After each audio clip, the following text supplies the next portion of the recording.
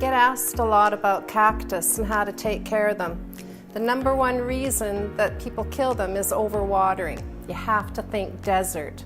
So water them about 4 times a year is all. Put it in your sunniest window, so your south-facing window, and forget that you own it.